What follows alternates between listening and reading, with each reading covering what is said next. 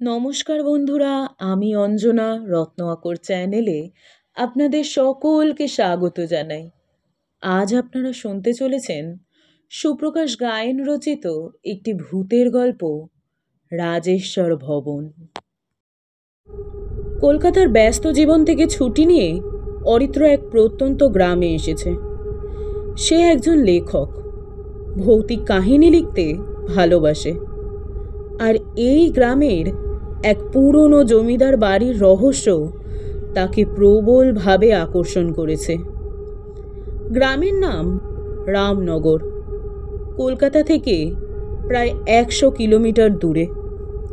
স্থানীয় মানুষজন বেশ আন্তরিক, কিন্তু কিছু একটা যেন তাদের চেপে ধরেছে। সন্ধ্যায় গ্রামের মেলা থেকে ফিরে এসে অরিত্র এক বৃদ্ধের মুখোমুখি হয়। বৃদ্ধের গলায় গভীর উদ্বেগ। বাবু, আপনি যে বাড়ির কথা জানতে চাইছেন, ওটা অভিশপ্ত। ওখানে গেলে আর ফেরা যাবে না। অরিত্র হেসে বলে, ভূতে ভয় পাই না কাকু, আমি শুধু ইতিহাস জানতে চাই। বৃদ্ধ দীর্ঘশ্বাস ফেলে বলেন, ইতিহাস জানতে চাইলে আসন্ন বিপদের জন্য প্রস্তুত থাকুন বাবু। পরদিন বিকালে অরিত্র রওনা হয় জমিদার বাড়ির উদ্দেশ্যে। বিশাল গেট, তার উপরে মরচে ধরা লোহার নাম ফলক, রাজেশ্বর ভবন। বাড়ির মূল দরজাটা আধ খোলা। দরজায় হাত দিতেই একটা ঠান্ডা বাতাস বয়ে যায়। ভিতরে ঢুকে সে দেখে বিশাল হল ঘর। ছাদে বিশাল ঝাড়বাতি ঝুলছে, যা এখন ধুলোয় ঢাকা। দেয়ালে অনেক পুরনো ছবি, সবই জমিদার পরিবারের। একটি ছবির সামনে এসে সে থমকে দাঁড়ায়।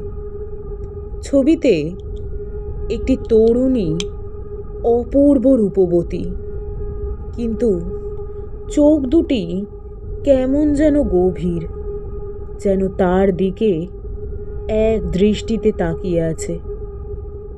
হঠাৎ পিছনে যেন কারো নিঃশ্বাস ফেলার শব্দ। সে দ্রুত ঘুরে দেখে কেউ নেই, কিন্তু মনে হলো ছবির ঠোঁট দুটি একটু কেঁপে উঠল।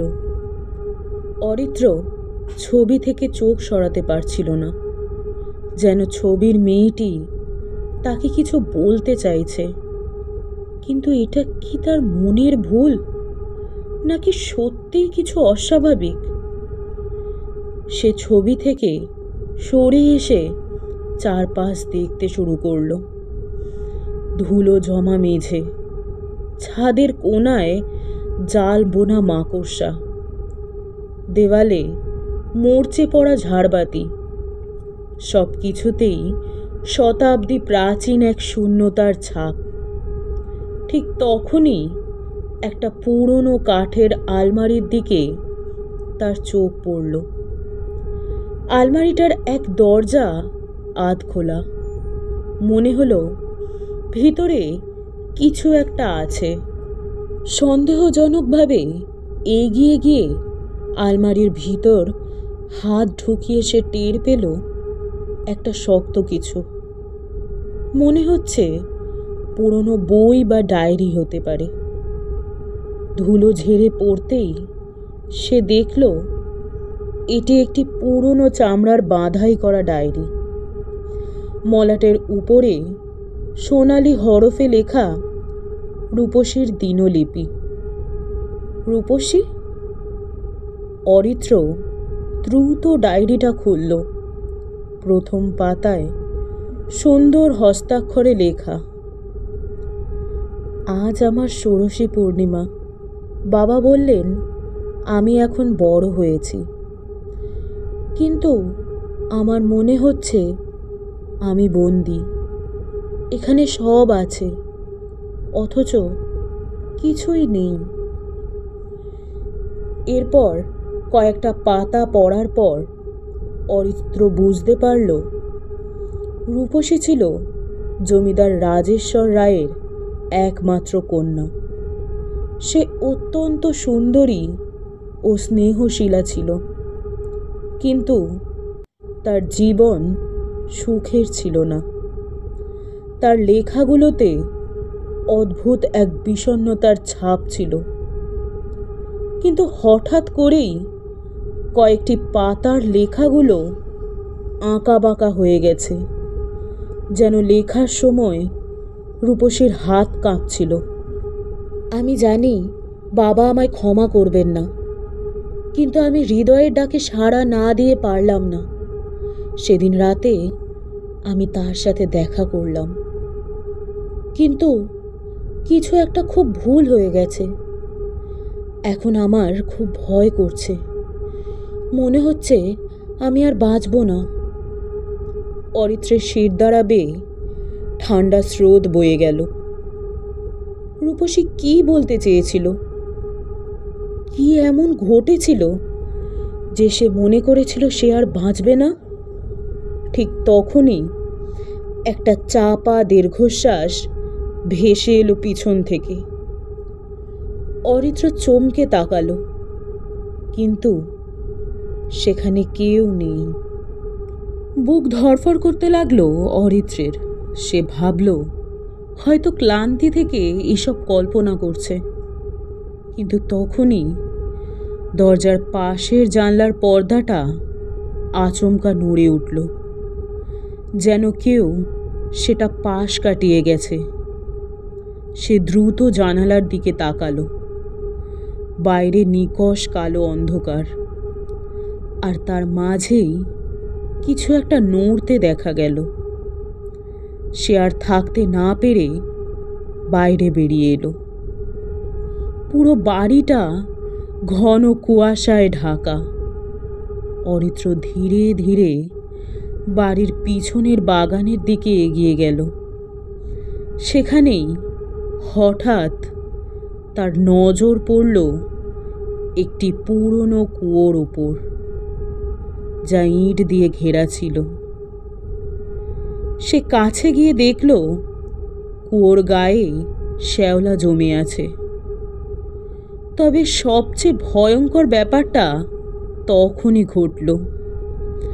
কুয়োর গভীর থেকে ভেসে এলো একটা চাপা ফিসফিসানি। আমাকে উদ্ধার করো। অরিত্রের মাথা চক্কর দিয়ে উঠল। সে দ্রুত পিছিয়ে গেল। ঠিক তখনই তার পিছনে একটা ঠান্ডা হাতের স্পর্শ অনুভব করল। সে ভয় পেয়ে পিছনে তাকালো, কিন্তু সেখানে কেউ নেই। অরিত্র সেই রাতটা আর জমিদার বাড়িতে থাকলো না। সে দৌড়ে গিয়ে গ্রামের মন্দিরে আশ্রয় নিল। সকালে সে মন্দিরের পুরোহিতের কাছে সব কিছু বলল। পুরোহিত দীর্ঘশ্বাস ফেলে বললেন, বাবা, তুই এমন কিছু জেনে গেছিস যা তোর জানার কথা ছিল না। রূপসীকে তার বাবা খুন করেছিল, কারণ সে গ্রামের এক সাধারণ ছেলেকে ভালোবেসেছিল। জমিদার এই অসম সম্পর্ক মেনে নিতে পারেননি। অরিত্র স্তব্ধ হয়ে গেল। তাহলে ওর আত্মা এখনো বন্দি? হ্যাঁ, কুয়োটার নিচে ওর দেহ চাপা পড়েছিল। আজও ওর আত্মা মুক্তি পায়নি। অরিত্র বুঝতে পারল সে এত দূর এসে আর ফিরে যেতে পারবে না। তাকে রূপসীর আত্মাকে মুক্ত করতেই হবে। রাতের অন্ধকার নেমে এলো। অরিত্র আবার জমিদার বাড়ির দিকে রওনা দিল, সাথে পুরোহিতের দেওয়া কিছু পবিত্র মন্ত্র। সে আবার সেই কুয়োর সামনে দাঁড়ালো। ঠিক তখনই বাতাস বইতে শুরু করলো। চারপাশে এক অদ্ভুত কান্নার আওয়াজ শোনা যেতে লাগলো। কুয়োর ভিতর থেকে দুটো হাত বেরিয়ে এলো। রক্তমাখা, বিবর্ণ। রূপসীর আত্মা বেরিয়ে আসার চেষ্টা করছে। অরিত্র দ্রুত মন্ত্র পাঠ করতে শুরু করল।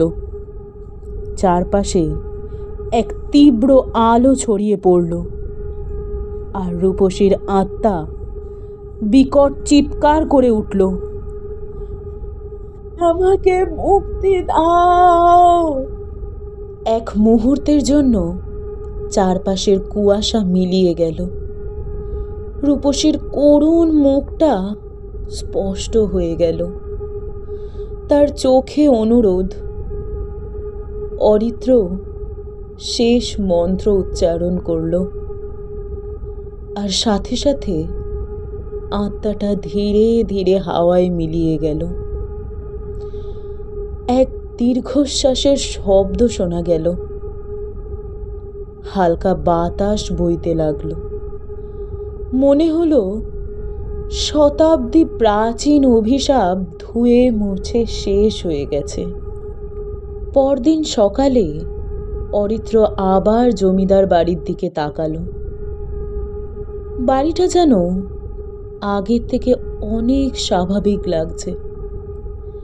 বাতাসে আর সেই ভয়ানক অনুভূতি নেই। কিন্তু যখন সে ফেরার পথে বাড়ির জানালার দিকে তাকালো, তখন তার শিরদাঁড়া দিয়ে ঠান্ডা স্রোত বয়ে গেল। জানালার ফাঁকা দিয়ে একটা ছায়া তাকিয়ে আছে। রূপসী? নাকি সে এখন মুক্ত, কিন্তু ফিরে আসতে চায়? কিন্তু বাতাসে এবার কোনো ভয় ছিল না, বরং কানে এলো এক মৃদু হাসি। ধন্যবাদ এতক্ষণ আমাদের সঙ্গে থাকার জন্য। আজ আপনারা শুনছিলেন সুপ্রকাশ গায়েন রচিত রাজেশ্বর ভবন। এরকম আরও গল্প শুনতে হলে সাবস্ক্রাইব করুন আমাদের রত্ন আকর চ্যানেলটিকে।